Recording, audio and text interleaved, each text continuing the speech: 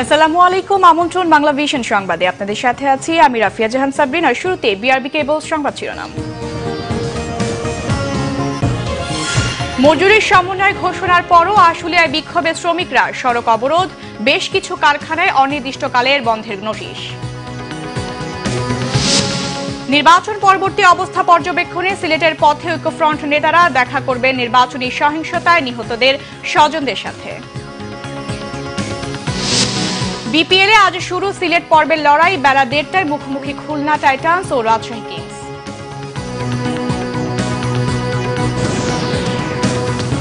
দেখছিলেন BRB cables সংবাদ শিরোনাম। এসএসআরএম এর প্রতিটি টিএমটি বার গ্রাহকের আস্থা চেয়েও স্থায়ী। Shahriar steel mills limited. এবার বিস্তারিত। প্রধানমন্ত্রীর হস্তক্ষেপে পোশাক শ্রমিকদের নতুন বেতন কাঠামোর সমন্বয়। প্রথম থেকে ষষ্ঠ গ্রেডের শ্রমিকদের বেতন নতুন করে আরো 15 টাকা থেকে সর্বোচ্চ 786 টাকা বাড়ানো হয়। বাড়তি বেতন ডিসেম্বর থেকে কার্যকর হবে, যা শ্রমিকরা আগামী মাসে হাতে পাবেন বলে জানিয়েছেন বাণিজ্য মন্ত্রী টিপু মুনশি। 8,000 টাকা মজুরি ধরে গেল বছরের 13 সেপ্টেম্বর তৈরি পোশাক শ্রমিকদের জন্য ন্যূনতম মজুরি ঘোষণা করে সরকার। শ্রমিকরা সেই মজুরি মেনে নিলেও 3টি গ্রেডের বেতন বৈষম্যের অভিযোগ তোলে। বিষয়টি আমলে না নেয়ায় শ্রমিকদের সেই বিক্ষোভ গড়ায় রাজপথে। একটানা বিক্ষোভে নড়েচড়ে বসে সরকার। শ্রমিক মালিকদের সাথে ত্রিপক্ষীয় কমিটির দফায় দফায় বৈঠক ও পর্যালোচনার পর রবিবার 7টি গ্রেডের 6টিতেই সংশোধনের ঘোষণা আসে।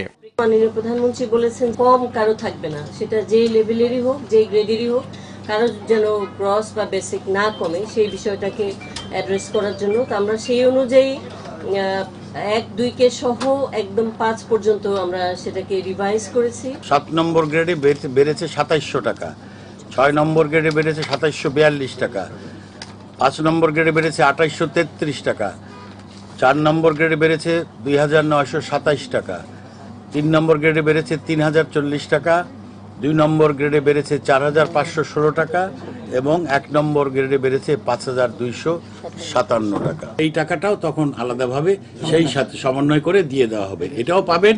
আর এই হিসাবে সামনের মাস থেকে বেতনগুলো সব হবে। 2013 সালের মজুরি কাঠামোর সাথে তুলনা করে বাণিজ্য মন্ত্রী এই ঘোষণা দিলেও সবশেষ ঘোষিত মজুরি কাঠামোর তুলনায় বাস্তবে বেতন বাড়ল সর্বনিম্ন 15 টাকা থেকে সর্বোচ্চ 786 টাকা। বেসিক বেতন বাড়ানো নিয়ে আন্দোলনে শ্রমিকদের লাভ হলো 13 টাকা থেকে সর্বোচ্চ 498 টাকা। এরপরও নতুন কাঠামোতে খুশি শ্রমিক নেতারা। বর্তমানে এই সমন্বয় সাধন সহ যে মজুরি বোর্ডের যে 7টি গ্রেড যেটা নির্ধারণ হয়েছে, আমরা উপস্থিত সমস্ত শ্রমিক সংগঠনগুলোর পক্ষ থেকে এই গেজেটকে আমরা অভিনন্দিত করছি, আমরা এর সপক্ষে অবস্থান গ্রহণ করছি।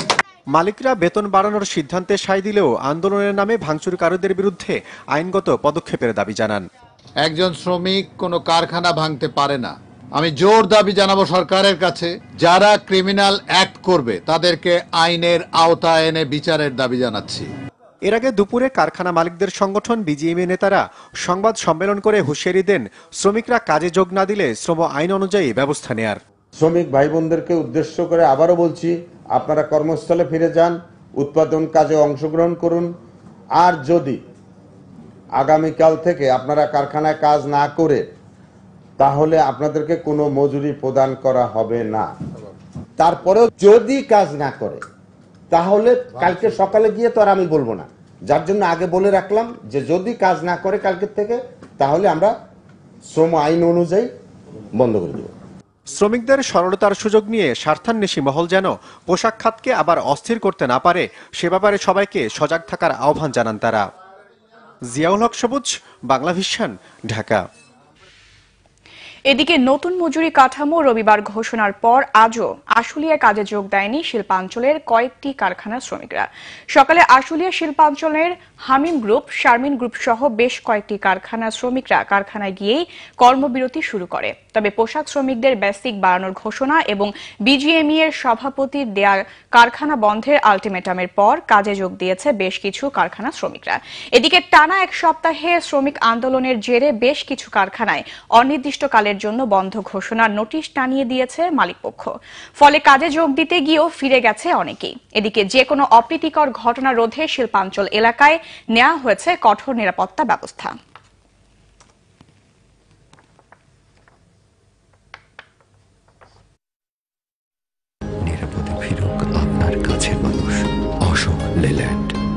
ইরফান অটোস লিমিটেডের পণ্য। আজ সিলেট যাচ্ছেন বিএনপি মহাসচিব মির্জা ফখরুল ইসলাম আলমগীর সহ জাতীয় ঐক্যফ্রন্টের নেতারা। সেখানে মাজার জিয়ারত শেষে নির্বাচনের দিন সহিংসতায় নিহত ছাত্রদল নেতার বাড়িতে যাওয়ার কথা রয়েছে তাদের। সিলেট জেলা বিএনপির দপ্তর সম্পাদক মোহাম্মদ ফখরুল হক জানান, বাংলাদেশ বিমানে একটি ফ্লাইটে সকাল 10:45 সিলেট পৌঁছানোর কথা ঐক্যফ্রন্টের নেতাদের। সেখানে তারা হযরত শাহজালাল রহমতুল্লাহ আলাইহি এবং হযরত শাহপরান রহমতুল্লাহ আলাইহির মাজার জিয়ারত করবেন। পরে নির্বাচনী সহিংসতায় বালাগঞ্জে নিহত উপজেলার ছাত্র দলের সাধারণ সম্পাদক সায়েম মাহমুদ সুহেলের পরিবারের সাথে সাক্ষাৎ করবেন বলেও জানান তিনি।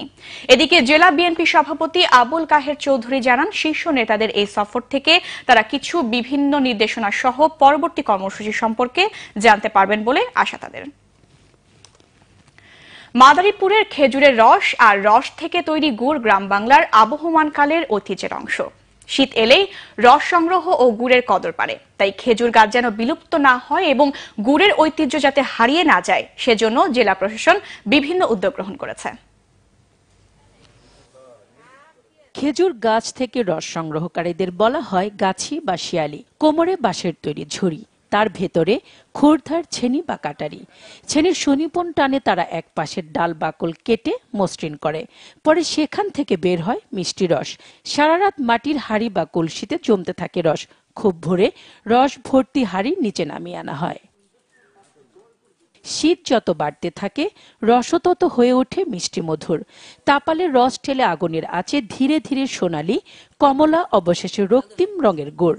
ঝোলা গুড়, পাটালি গুড়, খান্ডা গুড়, নলের গুড়, ঝরার গুড়, এরকম নানা নাম আছে গুড়ের। এই গুড় মাদারীপুর সহ বিভিন্ন জেলার বাজারে বিক্রি করা হয়। আমেরিকা, লন্ডন, জাপান থেকে অর্ডার আইয়া নেয়, আমি তাকে গুড় সলিড গুড় দেই। সম্পূর্ণ জেলার মানুষ মস্তবর গুড় কিনতে আসে। ক্রেতারা জানালেন, এবার গুড়ের দামটা বেশি। বর্তমানে গুড়ের দাম অনেক বেশি, 300 থেকে 800 টাকা কেজি। এখন গুড়ের দামও বেশি, রসের দামও বেশি। জেলা প্রশাসক জানান, মাদারীপুরের গুড়ের চাহিদা বাংলাদেশের সর্বত্র, তাই খেজুর গাছ যেন বিলুপ্ত না হয় সেজন্য বিভিন্ন উদ্যোগ নেওয়া হয়েছে। মাদারীপুরের খেজুর গুড়টা দেশের বিভিন্ন প্রান্তে সুনাম ছড়িয়ে দেওয়া যায় এবং খেজুর গুড় উৎপাদন করে কিছু মানুষের কর্মসংস্থান হয় এবং অর্থনৈতিক একটা সচ্ছলতা মানুষের মধ্যে আসে, সে বিষয়ে আমরা উদ্যোগ গ্রহণ করেছি। খেজুরের গুড়ের ঐতিহ্য বাঁচিয়ে রাখার জন্য প্রশাসন এলাকা ভিত্তিক খেজুর গাছ লাগানোর উদ্যোগ নেবে, এমনটা প্রত্যাশা মাদারীপুরবাসীর। Bangla vision news desk. এবার ক্লেমন খেলার সংবাদ।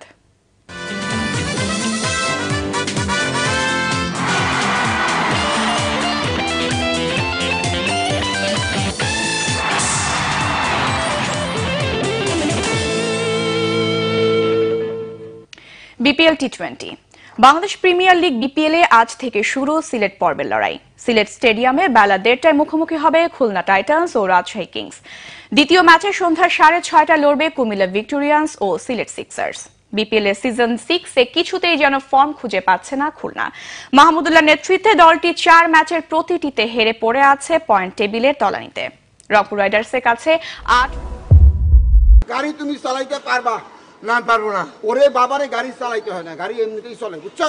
কোটাটার ভিতর মানে আপনার ছবির পাশে যদি আমার একটা বড় করে ছবি লাগিয়ে দিতে পারেন, খুব বিক্রি হবে। কি ব্যাপার মুজফফর, ওরকম করো কেন? আরে মহিলা যে জন্য ধমক দিছে, আমি সিটটা গাড়ি থেকে পড়ে গেছি। গিফট খুলে তো সবাই অট্ট হাসি। ধারাবাহিক নাটক the good, the bad and the ugly, রচনা পরিচালনা অনিমেষ আলী। শিক্ষক ভদ্রলোকটা, ওনাকে কিন্তু আমার মনে হয়েছে যে নেহায়েতি ভালো মানুষ।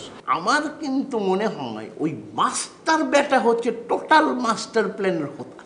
আপনাদের প্রথম প্রজেক্ট হইতেছে ছিনতাই। ধারাবাহিক নাটক the good, the bad and the ugly দেখবেন প্রতি বৃহস্পতি। সংবাদ সরাসরি দেখতে লগইন করতে পারেন facebook.com/বাংলাভিশনে। এতক্ষণ সাথে থাকায় ধন্যবাদ সবাইকে।